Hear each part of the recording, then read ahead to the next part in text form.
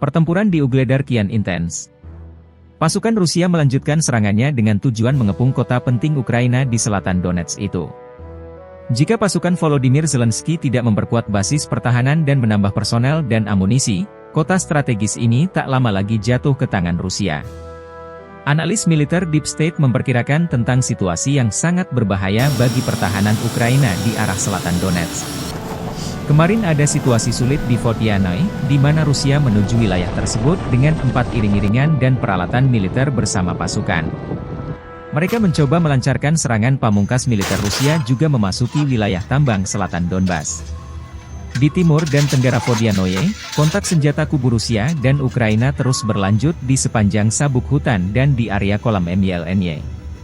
Pasukan Rusia sedang membangun pijakan di area tambang Yuzhno-Donbasskaya nomor 1, demikian analis Ukraina lainnya melaporkan pagi ini. Pagi ini 2 kolom bergerak ke Prechistovka, yang digabungkan menjadi salah satu dari 8 kendaraan militer, dan dapat memasuki desa dari Pavlovka. Ada pertempuran yang sedang terjadi, demikian ulasan Deep State. Pasukan Rusia praktis melumpuhkan angkatan bersenjata Ukraina dari Prechistovka. Ini harga yang dibayar militer Ukraina setelah menyerang Kursk, wilayah Rusia. Ugledar memiliki populasi 14.000 jiwa sebelum perang berkecamuk. Sebelum peperangan terjadi, mayoritas warga kota Vuhledar itu bekerja di tambang batu bara dan sejumlah pabrik. Setelah perang, sebagian warga memilih bertahan di kota Vuhledar yang dikenal kaya akan tambang batu bara, sementara warga lainnya bersembunyi di ruang bawah tanah dengan sejumlah perbekalan. Akibatnya, kota Vuhledar menjadi seperti kota mati dengan sisa ledakan yang pernah terjadi di berbagai titik. Hingga berita ini dibuat, militer Ukraina terus memaksimalkan pertahanan guna menghalau serangan Rusia. Operator drone FPV Rusia melikuidasi titik kontrol dan gudang amunisi angkatan bersenjata Ukraina di tepi kanan Dnieper. Peristiwa tersebut terabadikan dalam sebuah video dan kini ramai menjadi perbincangan hangat warganet di media sosial Telegram pada Senin 2 September 2024. Drone penyerang Rusia terus konsisten siang dan malam untuk menghancurkan ruang galian, anggota militer, berbagai peralatan militer, pos pengamanan, dan pos kendali angkatan bersenjata Ukraina. Dalam serangan berturut-turut, operator drone FPV dari unit pasukan lintas udara Ulyanovsk menghancurkan setidaknya pemancar, sistem komunikasi satelit, 2 pos kendali angkatan bersenjata Ukraina dengan personil dan gudang amunisi. Tak terhitung ada berapa total kerugian yang diperoleh militer Ukraina dalam 1 pekan ini. Video ini viral dan ramai menjadi sorotan warganet.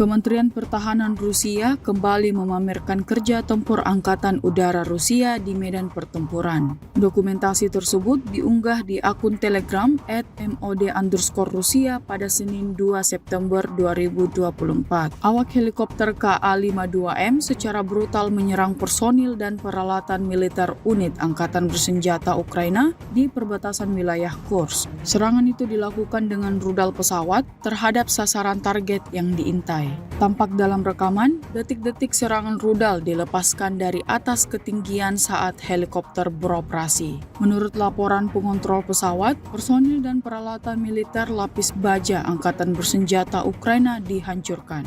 Belum ada tanggapan resmi dari pihak Kementerian Pertahanan Ukraina terkait insiden ini.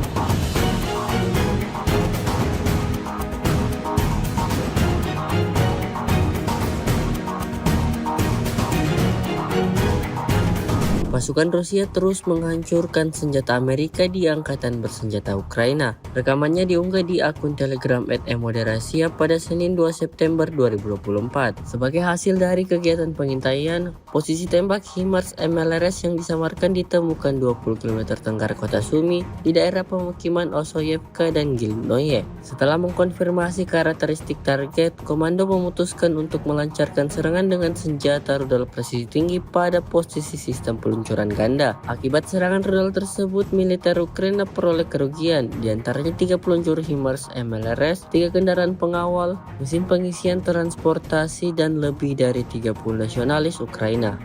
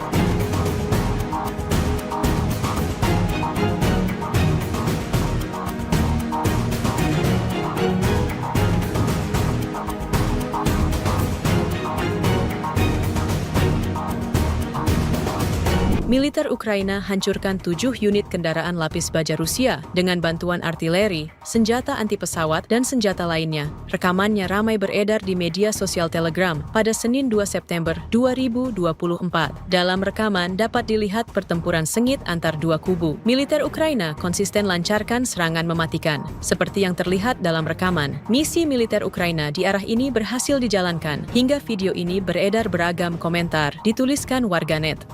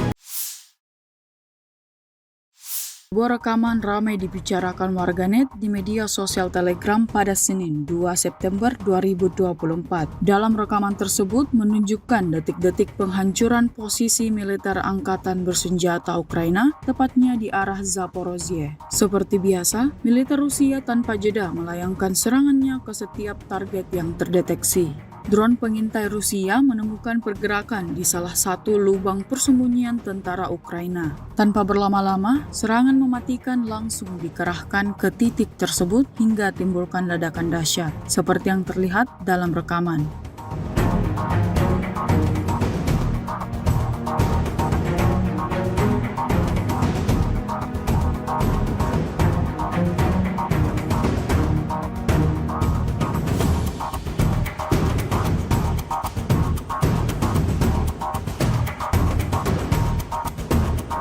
Sementara dari Brigade Senapan Bermotor keempat Federasi Rusia menyerbu titik penempatan sementara militan Ukraina. Rekamannya ramai beredar di media sosial Telegram pada Senin 2 September 2024. Dalam rekaman dapat dilihat penangkapan dan penghancuran dalam pertempuran jarak dekat. Prajurit dari Brigade Senapan Bermotor keempat Federasi Rusia melakukan serangan dahsyat terhadap titik penempatan sementara militan Ukraina, menunjukkan keterampilan pertempuran jarak dekat. Beberapa tentara Ukraina ditangkap dan sisanya dilenyapkan di tempat, seperti yang terlihat dalam rekaman.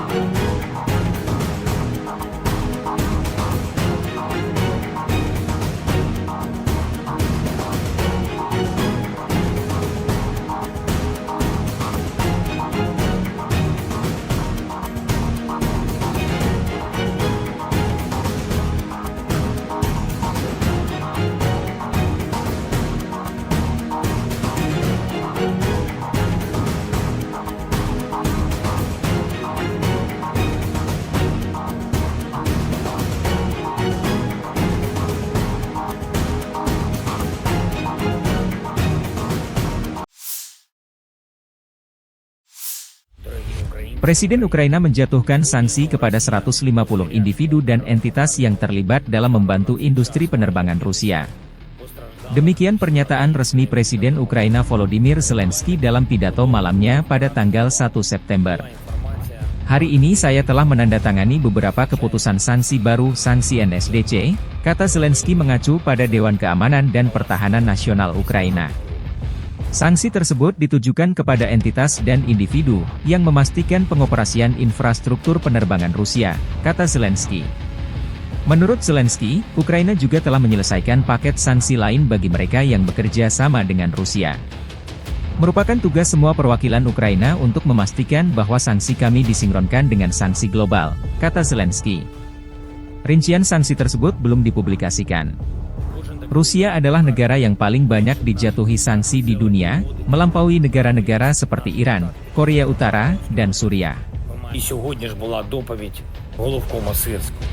Передусім про Покровський напрямок, про наші дії, щоб стримати російські удари там і щоб знищити якнайбільше сил окупанта.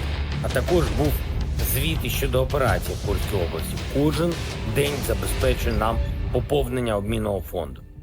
Я дякую кожному нашому підрозділу за це. І ще одне. Хочу подякувати рятувальникам, які працюють саме на Харківщині, усьому колективу ДСНС України в Харківській області і особливо Юрій Сірий, Едуард Соколов, Сергій Білоус, Олександр Чайлак, Володимир Михайличенко. І також сьогодні я хочу відзначити Микиту Іванюка, капітана поліції, що працює на Харківщині, та Олега Шеремета, фельдшера, екстренки, які проявили себе в допомозі нашим людям. Дякую вам та усім вашим колегам. Дякую кожному, хто з України. Слава Україні!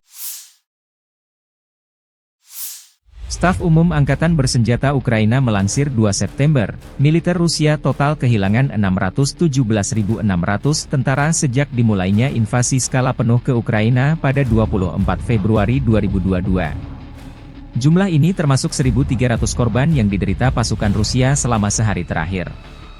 Menurut laporan tersebut, pasukan Vladimir Putin juga total kehilangan 8.601 tank, 16.786 kendaraan tempur lapis baja, 23.925 kendaraan dan tangki bahan bakar, 17.646 sistem artileri, 1.177 sistem roket peluncur ganda, 940 sistem pertahanan udara, 368 pesawat terbang, 328 helikopter, 14.537 pesawat tanpa awak, 28 kapal dan perahu, dan 1 kapal selam.